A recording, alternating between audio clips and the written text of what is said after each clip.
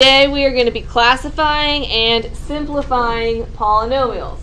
So we are going to be using the order of operations, PEMDAS, in regular order.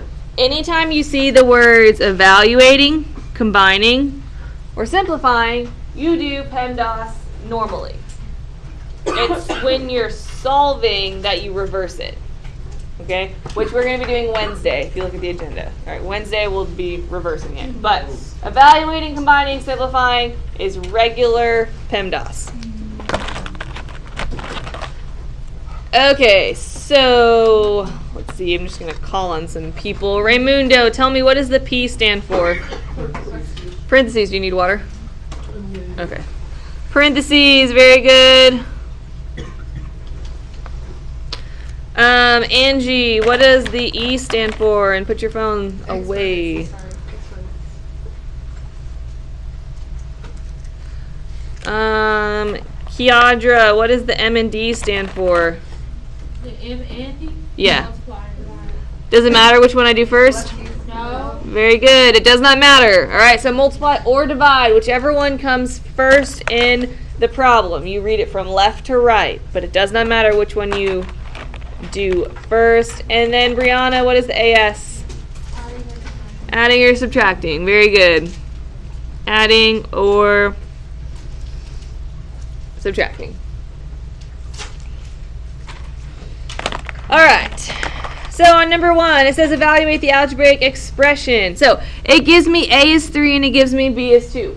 When you plug them into your problem, use parentheses. I highly recommend parentheses, and don't get rid of your parentheses until the last moment. So I got a 6, and then I have a parentheses, and in place of A, I'm going to put 3. In place of B, I'm going to put 2. Minus 2. In place of B, I'm going to put another 2. Close your big parentheses. And then divided by and a 3 for A.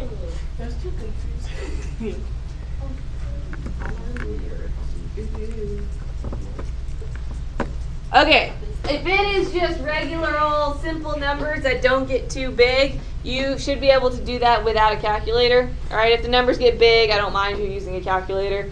But the simple basic ones, you should be able to do without. So parentheses first.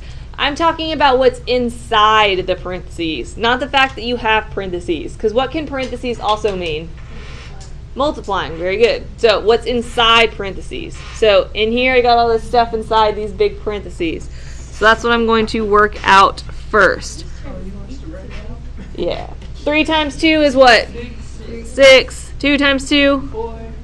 4. I know the whole answer. 6 minus 4? 2. 2. Alright, so now all that I'm left with is multiplying and dividing, so I go from left to right. What is 6 times 2? 12. Divided by 3? 4. Oh my god. You know, I did everything wrong. Me. I did so good. But do you understand now how to do it? Stop. Does that make sense? I know. You should be proud. Okay. If you need help, let me know. Alrighty. Number 2. I'm not even on it. Dang it. The expression negative 16t squared plus 1,000 models the height of an object t seconds after it has been dropped from a height of 1,000 feet. Find the height of an object after falling for 2.8 seconds. Why? All right. So word problems. I know they're all y'all's favorite thing. Why would I want to do that? I ask myself that. When you're given a word problem, first ask yourself, what am I trying to find? What is the problem asking for? What? The height. I know I'm trying to find the height after what? 2.8 seconds. After 2.8 seconds. So that's the important information here. And I have this expression that tells me the height if I'm given the time. So there you go. That's how you solve it. So negative 16 I'm going to put 2.8 in place of the time, because it's 2.8 seconds, squared plus Oh, is that what that is? 1,000. Yeah, t is time. Oh my god. Alright, this is a huge thing that people make mistakes on, and there is one on your homework where if you plug this in wrong into the calculator, you are going to get the wrong answer. The squared is on the outside of your parentheses. Alright, squared is on the outside of your parentheses. If you type this in your calculator, it has to be on the outside, and that's going to come into effect when you have negatives, because this is why. Let's say I had negative 4 squared, right? What is negative 4 squared? 16. 16. A positive 16, right? If you type negative 4 squared into your calculator, what your calculator is seeing is negative 1 times 4 squared.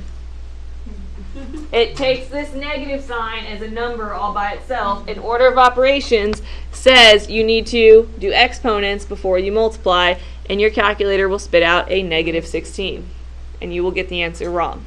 Why would it take the negative as its own number? That is so. Because it's not, you're only squaring the 4, not the negative, unless you put it in parentheses. Wow. Then you're telling your calculator, I want to square the whole thing. All right, so that's why. So the calculator thinks that's a negative 1, but it's really not. So make sure your exponents are on the outside. And then when you type all this in your calculator, you get 874.56 feet. Well, no. Girl, no. Well, I just asked the question. It would be the square of the area. What? Yeah, it's just, Exactly. it's the length. So regular length is just feet. All right, From the chemistry. number 3. Yeah, I did. So. Combining like terms. So, multiply before you can add or subtract. I have 2 things that are being multiplied. I have a 5 and I have this negative sign. So you need to distribute both of those before you can add or subtract. So I'm going to distribute the 5. And I get 5x squared minus 10y, because I'm multiplying. 5 times x squared is 5x squared. 5 times negative 2y is negative 10y. We good there? Also make sure you distribute the negative sign, because you are subtracting that whole thing. The whole 2x squared plus y is being subtracted. So distribute the negative to both terms. Negative 2x squared minus y. Does that make sense? Make sure you distribute negative signs. Alright, and then we can combine our like terms. So I have some x squareds here. What is 5x squared minus 2x squared? 3x squared. 3x squared. And then I have some y's here. Negative 10y minus y. Negative 11y.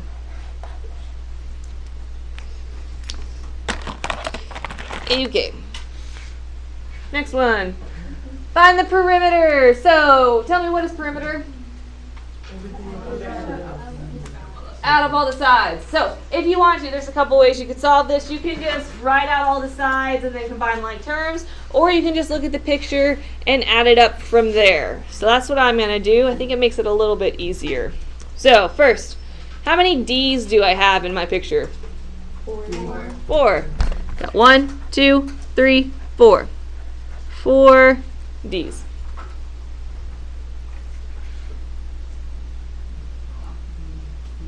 That makes sense so far? Alright, now look here. I've got a negative C and I have a positive C. Yeah. So, one positive C and one negative C will end up canceling out, so you don't have to worry about them, because they're going to cancel each other out. They'll give you 0. Alright, C over 2. Half of a C. What do 2 halves make? A whole. So So this equals a whole C, and then I have 2 C's left. And that's the perimeter.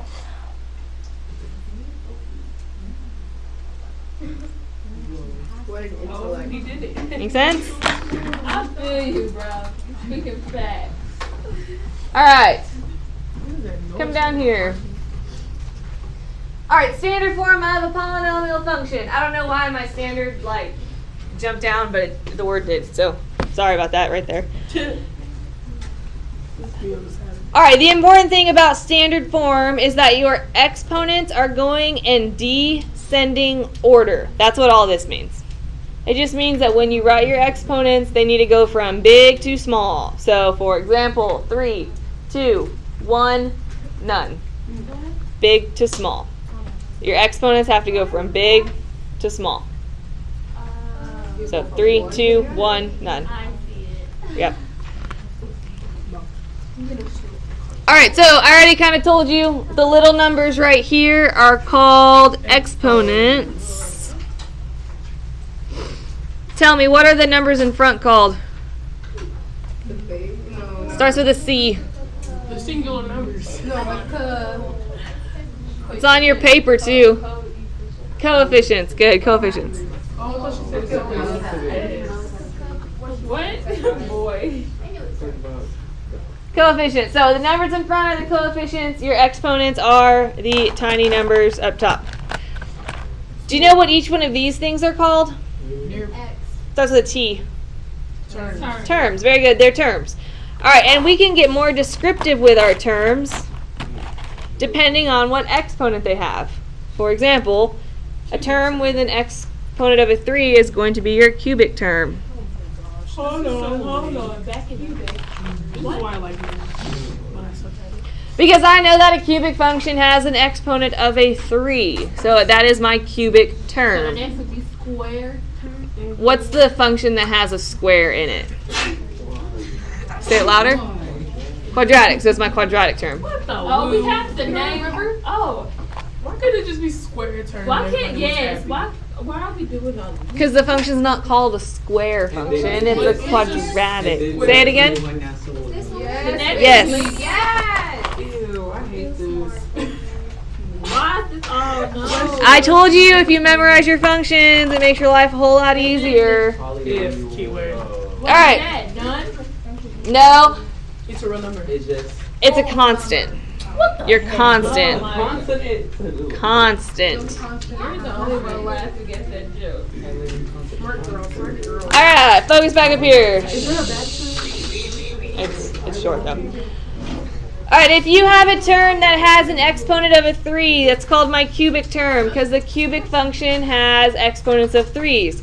Quadratic functions have exponents of 2s. So that's your quadratic term. This is your linear term. And then if it's just a number, it's called your constant term. Alright, flip it over on the back. Why? Yeah, the whole thing's a polynomial. Alright, on the back. We're almost done. I know it doesn't look like it, but we're almost done. at all, miss? The degree is your highest exponent. The degree is the highest exponent. Don't worry about this chart. Why was it there? It's just, it reiterates what we did on the front. Seafront. Alright, so That's a good name. an exponent of a 3 would be cubic. An exponent of a 2 would be quadratic. An exponent of a 1 would be linear. So it just reiterates what's on the front. So we don't need to worry about it. Yep. Alright, number 5. Write each polynomial in standard form and then classify it by degree and number of terms. So, It feels like all my teachers. Oh, just put it started in order, speaking basically. gibberish. I'll get this. I like it. I'll explain. So, in standard form, it just has to go in order. The highest exponent is a 2, so that one needs to go in front. It needs to go first. So we would put it as negative 5x squared. Yes, very good. So, negative 5x squared Plus 3x. plus 3x.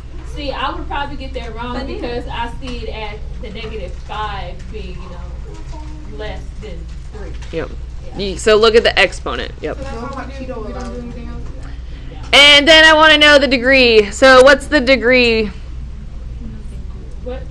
Where? A squared. Yeah, it's a 2. So what kind of function is that? Quadratic. A quadratic. And how many terms does it have?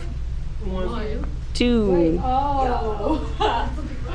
That is 1, 2. This is the exponent. This is cos 1, 2. Oh. This is better.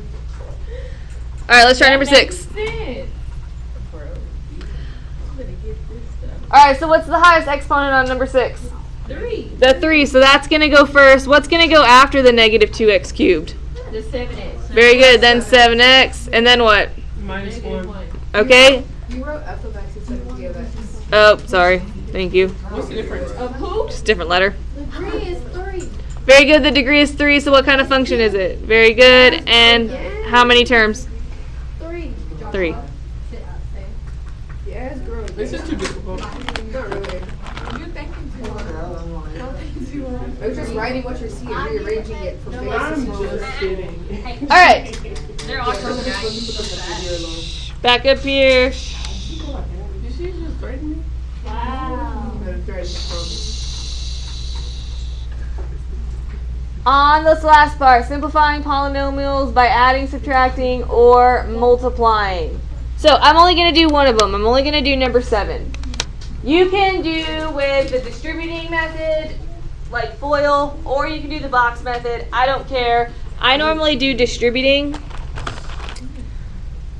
So you are going to take the first term and you are going to distribute it. Shh, pay attention, please. Yeah, pay attention, Corterion. Distribute it to Corterion. Why? Kiadra, sorry. Yeah, I was gonna say, you put it in Kiadra. my name. Distribute this to the second parentheses. So x times 3x is 3x squared. X times negative 1, negative x. Okay, then take the second term and distribute. So negative 5 times 3x. Minus 15x. Very good. And negative 5 times negative 1 Plus 5. plus 5. Normally, if you distribute it correctly, you should have some like terms you can combine. For example, these x's right here. So 3x squared minus 16x plus 5 is your final answer.